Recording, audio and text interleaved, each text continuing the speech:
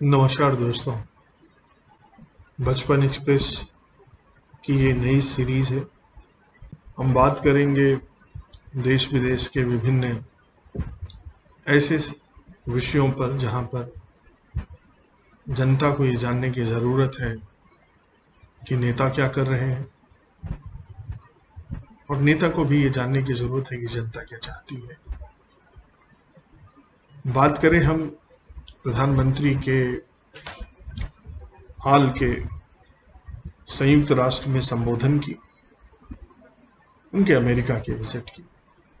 कई मायनों में ये विजिट ऐतिहासिक है, इस संदर्भ में भी कि जो बाइडेन से मिलने का मोदी जी का ये पहला अवसर था राष्ट्रपति के रूप में। हालांकि वो जो बाइडेन से पहले भी मिल चुके हैं जब वो उपराष्ट्रपति थे बराक ओबामा के समय, और काफ़ी अच्छे संबंध भी रहे हैं नरेंद्र मोदी जी के जो बाइडेन से। इस बार का जो मिलन है और उसके पहले वाइस प्रेसिडेंट कमला हैरिस से मुलाकात है, उसको लेकर मीडिया का एक वर्ग है और सोशल मीडिया काफ़ी चीख चिल्ला रहा है कि कमला हैरिस ने प्रधानमंत्री मोदी को सीख दी। और मुझे यही कहना है कि उस सीख में कमला हैरिस ने अपने आप को भी शामिल किया था, और ये सीख सिर्फ भारत के लिए नहीं, हर उस देश के लिए है जो लोकतंत्र के उच्च आदर्शों को स्थापित करना चाहता है।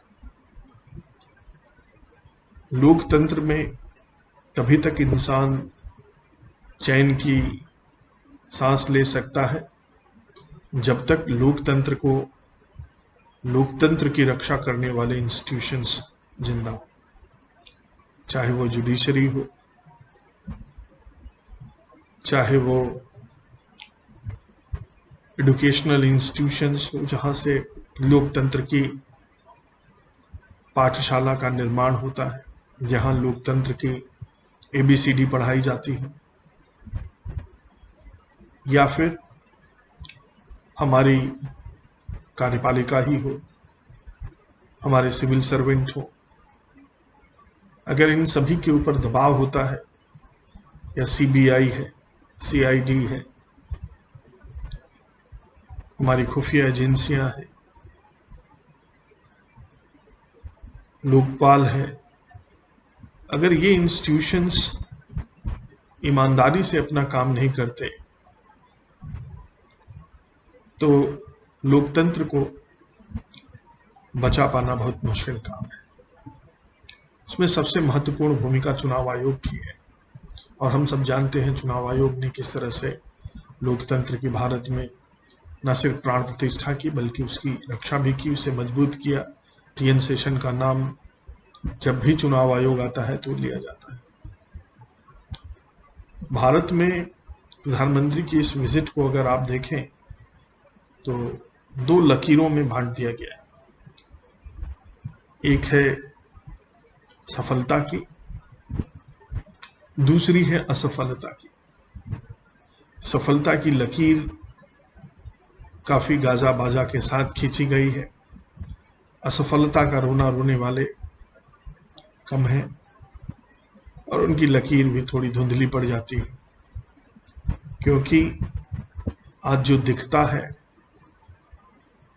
उसे जनता देख रही होती है। और जब जनता ने देखा कि विश्व का सुपर पावर अमेरिका और उसका राष्ट्रपति जो बिडेन किस गर्मजोशी के साथ प्रधानमंत्री से मिलता है, और सिर्फ भाषा पे क्यों जाते हैं, विजुअल्स भी तो बहुत सारी कहानी कहते हैं। हम अगर जो बिडेन और प्रधानमंत्री नरेंद्र मोदी के बीच जो भाषा थी, खासकर उन दोनों लोगों के बीच की केमिस्ट्री की अगर बात करें, तो जितना सहज वातावरण उत्पन्न हुआ था वहां पर, जो बिडेन के भावभंगिमा, प्रधानमंत्री मोदी का कॉन्फिडेंस के साथ बैठना, दोनों एक दूसरे के साथ सहज रूप से बातचीत करते हुए, एक दूसरे को बधाई देते हुए, एक दूसरे के लिए विचार करते हुए, एक दूसरे के साथ सहमति और असहमति दोनों पर समान रूप से संवाद करते। लोकतंत्र सिर्फ सहमति का तंत्र नहीं होता, लोकतंत्र में असहमति भी उतनी ही महत्वपूर्ण भूमिका निभाता है जितना कि सहमति। तो अगर कमला हैरिस ने कुछ कहा, अगर जो बिडेन ने कुछ कहा, तो वो उनके लोकतांत्रिक अधिकार हैं और वो उससे सहमत होना, असहमत होना हमारा अधिकार है। तो ये कह देना कि कमला हैरिस ने नरेंद्र मोदी को पाठ पढ़ाया, कहीं से उपयुक्त नहीं है। कमला हैरिस और नरेंद्र मोदी के बीच जो बातें हो रही थी, जो विजुअल्स निकल कर आए, जो कमला हैरिस के पूरे बॉडी लैंग्वेज था, उसमें कूट कूट कर दोस्ती, मित्रता, प्रगाढ़ संबंध ये भरे हुए हैं। सिर्फ देखने की बात है। कमला हैरिस एक सुपर पावर अमेरिका की उपराष्ट्रपति है। वो न सिर्फ भारतीय है बल्कि विश्व के कम से कम हर नारी का गर्व है, और कमला हैरिस अपने आप को इसी तरह से प्रस्तुत भी करती है। तो इस बात को सोचना कि अगर विश्व में कहीं भी नारी पर कोई अत्याचार होगा और कमला हैरिस नहीं बोलेंगी, तो ये मुझे लगता है लोगों को अभी से समझ लेना चाहिए। भारतीय प्रधानमंत्री नरेंद्र मोदी का जो संबोधन था संयुक्त राष्ट्र संघ में, जिस खामोशी से उन्होंने चीन को तमाचा मारा, पाकिस्तान को उसकी औकात दिखाई, ये काबिले तारीफ है। भारत और भारतीयता का प्रतिनिधित्व करने वाला शुरू में कितनी सहजता के साथ मालदीव को बधाई देते हैं। हमारे प्रधानमंत्री ने न सिर्फ भारत का नाम रोशन किया, बल्कि उन्होंने अपने उद्बोधन में संयुक्त राष्ट्र की प्रासंगिकता पर भी सवाल उठाया। उन्होंने बताया कि किस तरह से संयुक्त राष्ट्र और अंतर्राष्ट्रीय संस्थाएं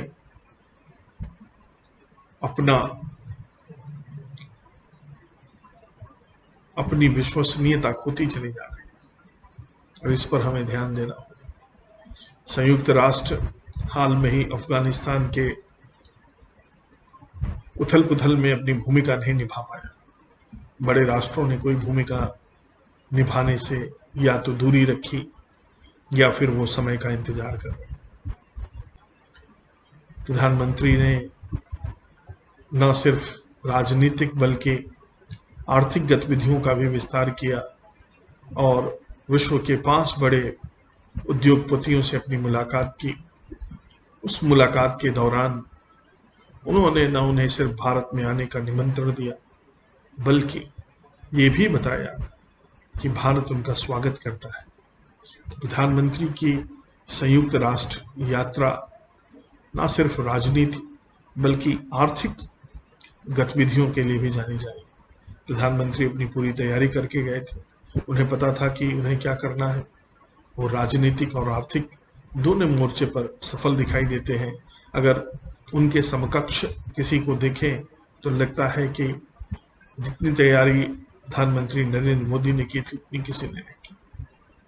संयुक्त राष्ट्र संघ की बैठक के दौरान ही जब 4 देशों के संगठन क्वाड की बैठक हो रही है, तो वहाँ पर अमेरिका, ऑस्ट्रेलिया, जापान और भारत के प्रधानमंत्री जब बोल रहे थे, तो विश्व की मीडिया का ध्यान था।